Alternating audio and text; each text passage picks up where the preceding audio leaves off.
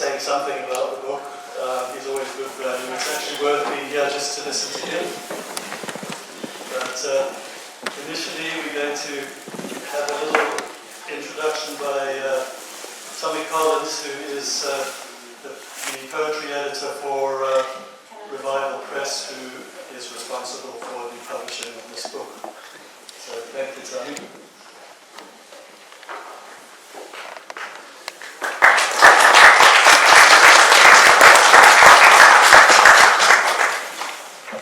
Hello everyone, and warm welcome to all of you today, and thank you Etienne for welcoming us down from Limerick as well. It's great to see such big numbers here today to celebrate the release of Pam Muller's debut collection, New Soil. I'm Tommy Collins. I'm the poetry editor at Revival Press since around September last year. So still learning the ropes, but working hard with the poetry imprint of the Limerick Writers' Centre. I'm just here today to tell you all a bit about what we do at the Limerick Writers' Centre, especially our community publishing programme. New Soil is our 166th publication since we started back in 2009. We've been working hard to make a mark in the world of literature, especially around Limerick City and County, but also beyond, bringing book ideas and writing to people of all ages, locally and across the country. We are all about celebrating literature.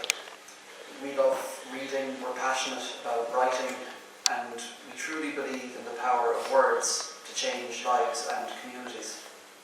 Whether it's a poem, a novel, a memoir, a short story, or even a song, we think every creative piece is valuable and deserves to be shared and remembered through publication and performance. We've adopted the words of John Millington Synge as our mantra and motto, that poetry must have its roots in the clay and soil of our communities. Our goal is to make literature more accessible and exciting. We want to we want to surprise you with how we bring poetry and prose into your everyday life, to do, as Seamus Heaney said, to catch the heart off guard and to blow it open. We believe that art and literature are for everyone. If you're new to writing, don't worry, it's a skill you can learn. And as you do, your inner artist will start to shine through. We also remember what Limerick writer Frank McCourt used to say: you keep scribbling, something will happen. We believe that the act of writing is what really makes one a writer. It's like a ritual, and rituals are the heart of art. In our programme, we focus on creating high-quality, short-run titles that everyone can enjoy. We encourage all writers, whether you're pursuing a serious career or writing for fun, seeking healing or striving for personal growth. Over the years, we've produced a wide range of works, from poetry to history, memoirs, novels, short stories, and a variety of prose. Books, even as an old technology, are still a powerful way to connect people and communities. As Samuel Beckett aptly put it, words are all we have. I'm really proud that we at Revival Press can publish Pam Muller's debut collection, New Soil. The title poem, I think, works on multiple levels, literal and figurative, and it starts us on a journey through 50 wonderful, powerful poems. It's fitting as well that we can do the launch here today in Sneem, a place which is tying us together, people from near and far. I found as well that one of the verses from the poem, Only the Walls, invites us to ponder on what is and what is not. Just to say a little about Pamela herself, I'm sure most of you know already. Pamela was born in South Africa in 1958 and has been living in the southwest of Ireland since 1978. She has been writing poetry since she joined Clan Farraga, a writers group in Kenmare. And Pamela is also an artist, and one of her own images appears on the cover of the book. Her work is featured in numerous publications, including our own 2022 Writing on the Edge anthology, which was edited by Kerry. I'd like to offer huge congratulations to Pamela on this awesome book, and we at Revival Press hope that it's a ladder to the stars for you. It's fantastic to see so many of you all here today supporting the launch, and just to remember that buying her book supports her, but other local writers too. But I think much more than that, it is a truly enjoyable read. So to wrap this up, a big shout out to Pamela for letting us publish her work. Thanks to the Sneem Story House for hosting us, to John W. Sexton for the upcoming launch, and a special thanks to the rest of the team at Limerick Writers Centre, especially Catherine Shields for her design work. And here's to a great afternoon.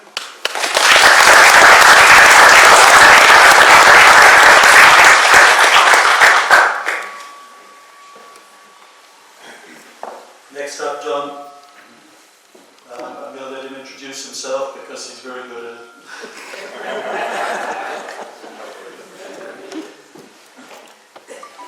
Oh, sorry, John, can I just say something? John actually was heavily involved in the, I suppose, the story arc of this anthology. The phone. It's my phone. Get a speaker in front of you. One into the floor. That's it. To the point where at some points I was getting a bit jealous about the amount of time he was spending with my wife. But I think really the input that you get from other people is incredibly important, otherwise you're just working in a vacuum, and John really made a hell of a difference to this book. Not only choosing which poems should go where, but which poems should be in it at all. So, thanks, John.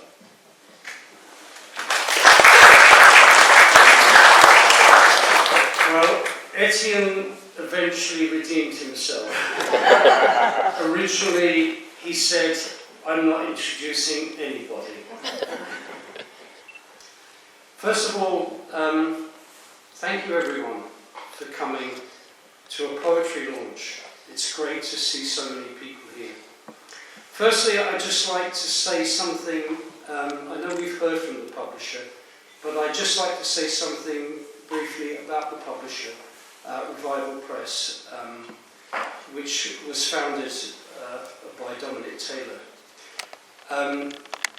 The Revival Press is really the most important publisher of poetry in Munster. It's a community-based publishing house. A lot of poets come knocking at Dominic's door, and he has to say no as well as yes. So having a yes from Revival Press, just that yes, never mind the book, is an achievement. There are two categories of poets in every single jurisdiction in the world. There are poets of the academy, and then there's the rest. And the rest actually have a technical term. They're grassroots poets. Now, poets of the academy are poets that are still associated with universities and university groups. And they tend to monopolise all the journals, reviews in newspapers. They tend to have control and power over all festivals and readings. If you are living in a small village, a small town, out in the country, anywhere rural, and you are a poet, you are a grassroots poet. All the poets in this room, and I know all of you, I think, including myself, we are grassroots poets. Some grassroots poets, of course, have degrees, but they are no longer part of their academic network. If you are a grassroots poet, certainly if you are in Kerry, you have a lot of work to do to get yourself seen, to get yourself heard, and eventually to gather your work together. In 1996, 28 years ago, a few of us founded Clan Thoriga, the Khmer Writers Group. And from very close to the beginning, Etienne and Pam Muller were a part of that group. Now, the important thing about Pam, and it's a great credit to her, is that if you go to a poetry reading, a launch, a workshop, you will see Pam there. You will often see Pam and Etienne there. Poetry has an audience of participators. Generally speaking, only poets want to hear poetry. Unfortunately, not every poet goes to listen to every other poet. Some poets can be quite lazy about it. But the thing about Pam is that she supports her fellow poets. She's always there. Anyone in Munster, and certainly in Kerry, they've seen Pam. They've seen Pam there in the audience. They've seen her at the workshops. And that participation in the community of poets is very important. It's a very important aspect for the apprenticeship of writing, because exposing yourself to poetry, exposing yourself to the poetry of others, is part of the writing apprenticeship. Pam reads poetry. Pam is interested in poetry. One thing about Pam as well, and this is the most important thing, this book has really been about 28 years in the making. And that's a significant plus for this book. A lot of poets rush into getting books together. A lot of poets think they have 30 poems or 40 poems and that's a book. Pam has far more poems that are in this book. And I can tell you one thing, because I know it's the case in every single poem in this book. Every single poem in this book has been worked, not once, not twice, but many times over. Very much, I'd say, the way Pam approaches her art. It's a process, and it takes time. And you know what artists are like, I know you do, because I know some of you are artists that are worse than poets. You know, you'll paint something, and you'll come back to it later, and it's missing a colour. Or there's something in the wrong place, and you have to redo it. Well, poetry's the same. The thing is with Pam, she understood that from the very beginning. And her book has been a slow process of process. It's been a journey, not only in getting a book together, but getting poems together that fit together, that work together, that speak actually coherently as one voice. I like the title of this book, New Soil. As Tommy said, this book resonates with place. Pam is a poet of place, and you often hear that phrase, the poet of place. But you know, a lot of poems that are about places actually have no place in them at all. But when you read these poems, you will see that the places in these poems resonate. And the poems resonate with place. And in these poems you will see people. They may be Pam, they may be original, they may be fictional, or they may be relatives or friends of Pam. But you will see in the poems they are interacting, resonating with the place. And the place is speaking through those people and through those characters. New Soil. Please buy this book. Take it home with you. after paying for it. And let it resonate with you. Let that soil of this book grow into you. And as readers, when we respond with the book, we grow into the book and we add something to it. We add our understanding and our sensibility. So take it home and let it grow in you, and you grow in it.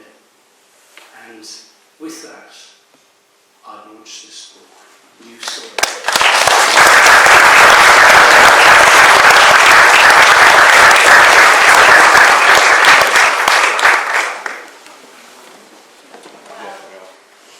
Thank you, John. I can't look at the audience through these, but I can look at my book. I'm actually myopic, but in the last year I found reading small print, I kind of need to use glasses. Thank you, everybody, for coming. This is so amazing to have so many people here from all over the place. And thank you to Dominic and Tony and Mary for coming all the way from Limerick today. It's a long journey. And I was worried about the weather as well. Was it snowy up there?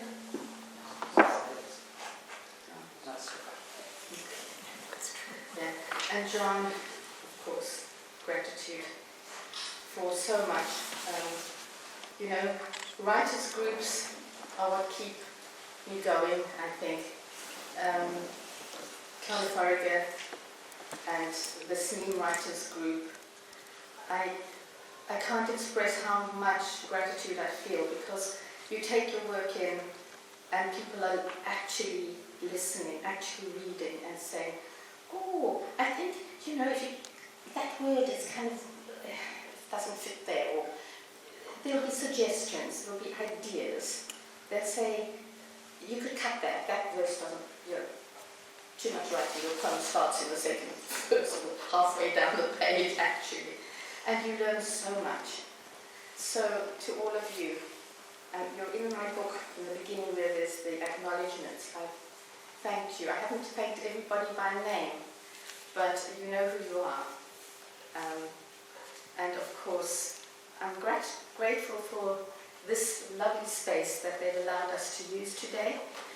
Sneem Story House is another word for this church. There will be all kinds of cultural events happening here in the next few years, music as well as storytelling and poetry and all kinds of things. So a big thank you to the two people here. I also would like people to, if you want to, it's not compulsory, to leave a donation towards this place. As you can see, it needs a bit of paint and it needs some upkeep. So if you want to put a small donation, I'm not sure where we'll put it, we'll find a thing for you to put it in. So I'm going to read a few poems now. And I also want to thank my beloved family. As you know, I came here, 46 years ago. There are people all over the world who have left the place where they were born, where they grew up. It seems now everybody's moving everywhere. Huge volumes of people. There's exoduses everywhere. And you think, the poor refugees, it's awful. And it is. It's a massive difficulty for many people to actually settle and put down roots into the new soil. It can happen, and it does, especially if you have a wonderful community. But it takes time. And I think we need to remember that when we see all these people traveling from here to there, especially people coming from war-torn countries. They have heartache, and just on the practical level, it's difficult for them. So now, I'm just going to start with this. I was very lucky. I had family who loved me. I wasn't traveling on my own, really. I came to Etienne and his family. And, that made a huge difference. So, here we go. New soil. At the start, You feel something will be lost if you do not look forward. So you listen and learn to speak in unfamiliar ways. Let go phrases for which you think your newborns will have no use, rooted as they must be in this new soil. Your chilled, probing fingers feel the secrets of dark, heavy ground, so unlike the warm, crumbling earth you knew. You tell yourself the world is round. Try to cultivate a mature global outlook. Your own culture shrinks into storage someplace deep.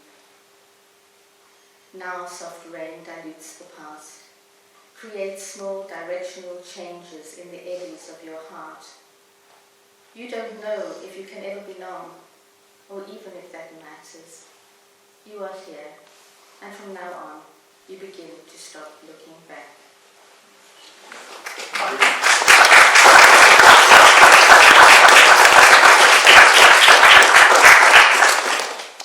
Okay, so now I'm going to look back.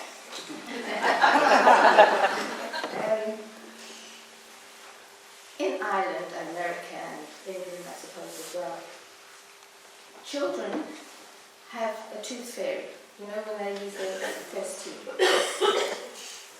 That's what my children had, because in Ireland there was a tooth fairy. In South Africa, fairies lived in flowers. They had nothing to do with teeth. But we did have a tooth mouse. Everybody knew the tooth mouse. So this is a poem called The Tooth Mouse. The day my first tooth falls out, I'm kneeling at an antlion entrance in the vacant lot next door.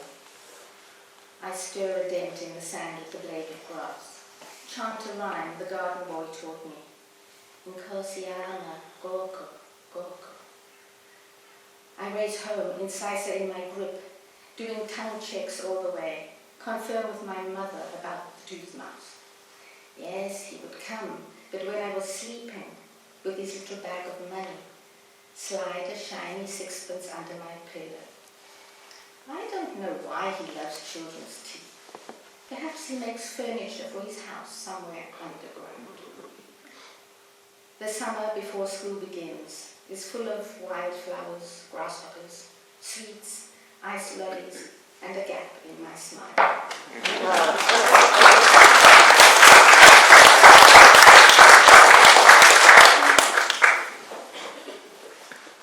Now, I have a lot of poems about Ireland also in the book, but this is another childhood one. There was a lot of history in the place. The Boer War was fought around there. Anyway. For sale, Hilldrop House. I was 9 when we saw the house, a mile and a half from town. A long colonial veranda, shaded by scraggy thatch. Mum and I stood under flowering acacias, romanticizing the lives of Ryder Haggard, author of King Solomon's Mines, and his bride Louise, who had lived here, and imagined it could be ours. We did not know as we stood in front of the house by the hill, with the woodwind notes of the hoopoo in the fields gone wild, that despite dreams and ambitions, unwished-for changes could come. It is possible that which is settled and loved can also be abandoned, undone. That tenure may pass like the weather. That land belongs to no one.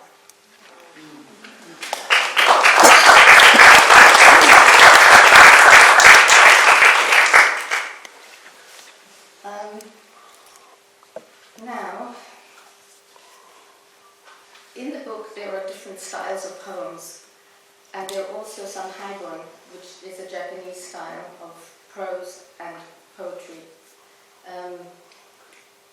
little haiku in among the prose. So I'm going to read you, it's a little story, but it's a true story of why I came to Ireland. A proposal of marriage. I remember you as a boy of school-leaving age, when you were conscripted. You were expected to leave behind your guitar, girlfriend's kisses, climbing boots, your long hair, and sign the dotted line. march, turn, march, yes, so, no, so.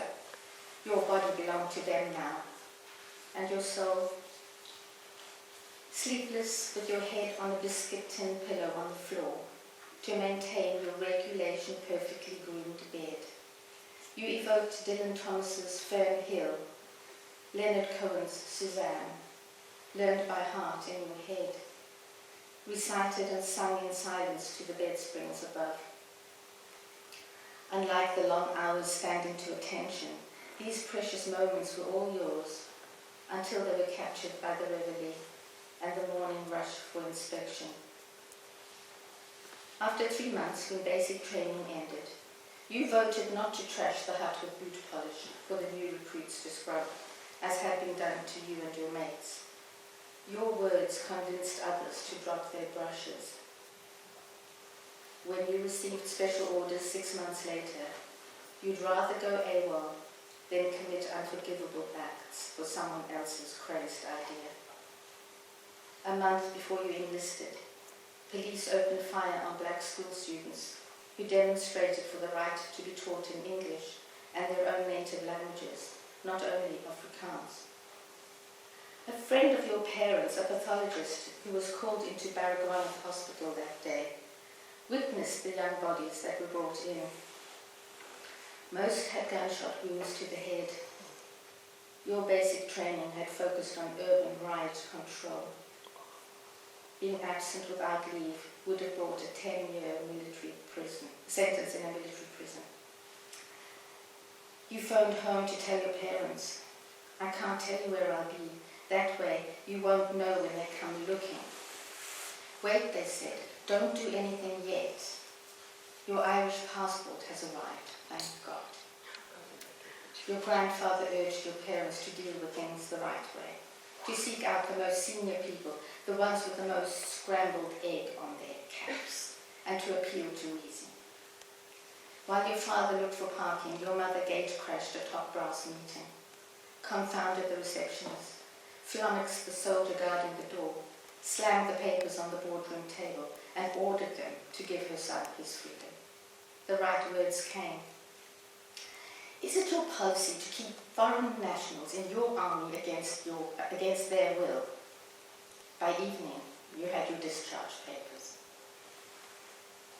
Winter afternoon, your mother's voice on the phone tells me you're leaving. Armed guards patrolling the airport, we embrace not knowing when we'll meet again. For a year, we exchanged fortnightly letters. January moon, your thin airmail envelope, blue on my pillow.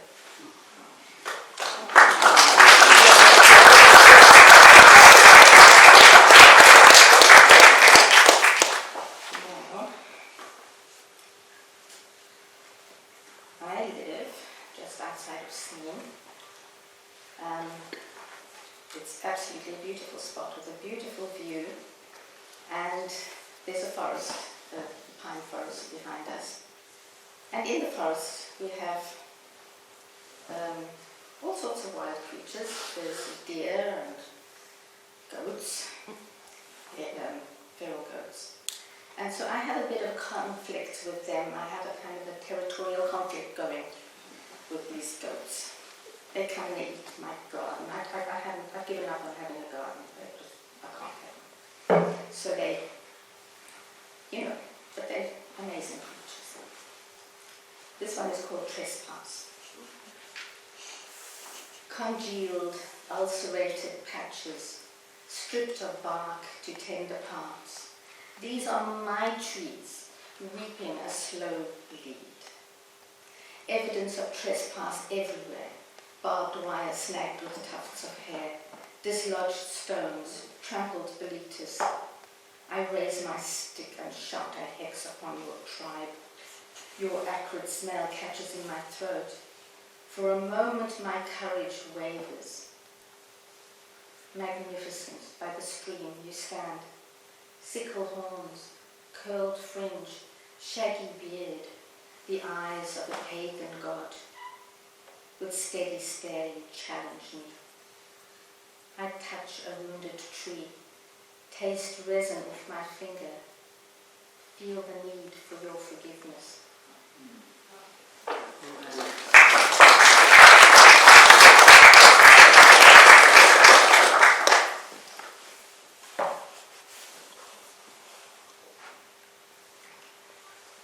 Now, I think people who live locally will know this place too. Future sand. He drops this perfect thing in my palm, a small white scallop shell, bends to lift the other half, washes it in wavelets, minds his shoes stay dry. He says without the moon there'd be no sand, no tides to tumble pebbles into fragments, no waves to swell and ebb, grind shells thin to mingle with the strand. Grains stick to my bare feet, damp from wading. The shells lie side by side in my pocket. We walk hand in hand, wonder if we're cheating the universe by stealing future sand. We amble by the graves and the Abbey Island ruins. Somewhere in the world, an hourglass drips granules.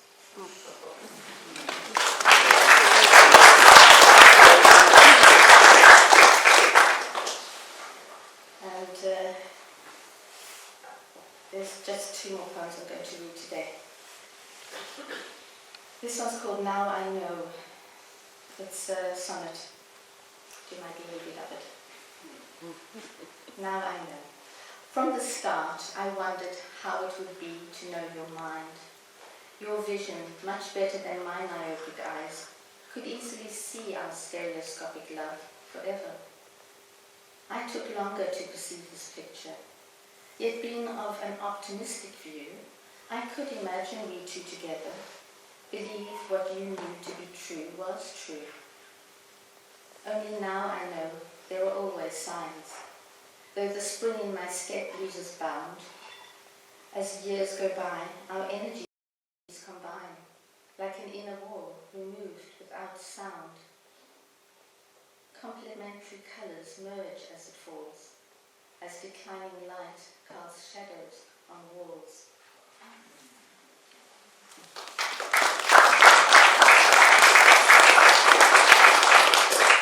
Okay, so this is the last one.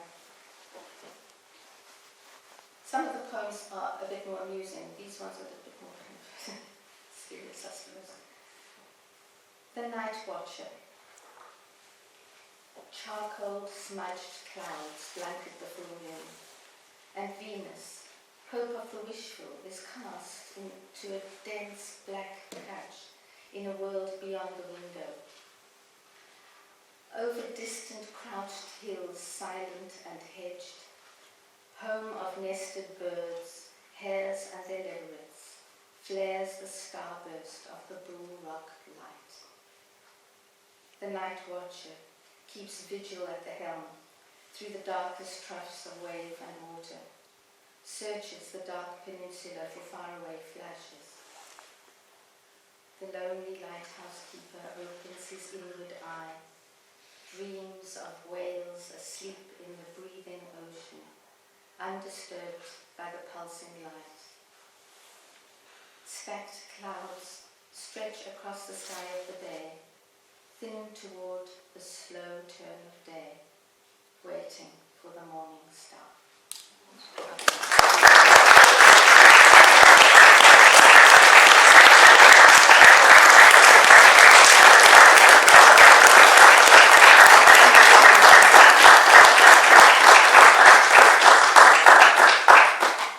Now, there are more books for people who want to buy books still.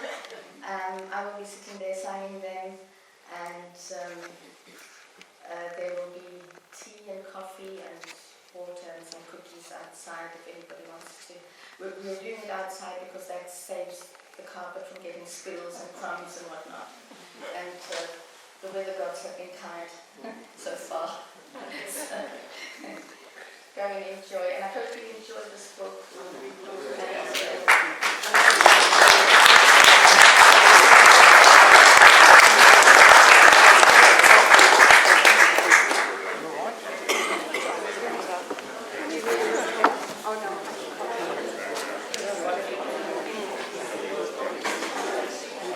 These are the days.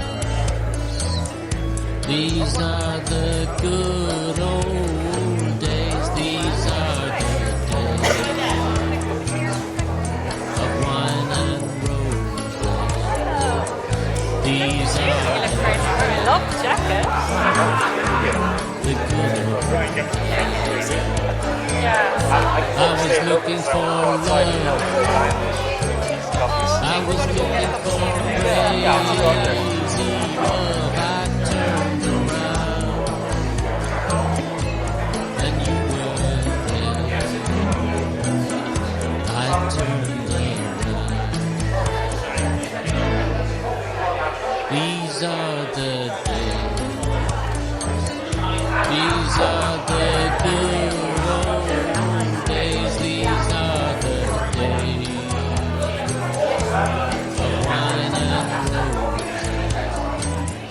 These are the good old days. No, I think it was given to me on a I plate. heard a voice. I heard a voice long and still. I turned around.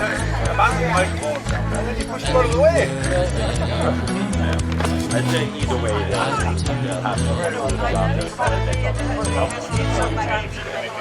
These are the days.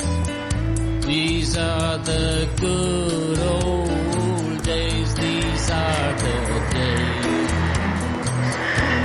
of wine. These are the days, the good old days.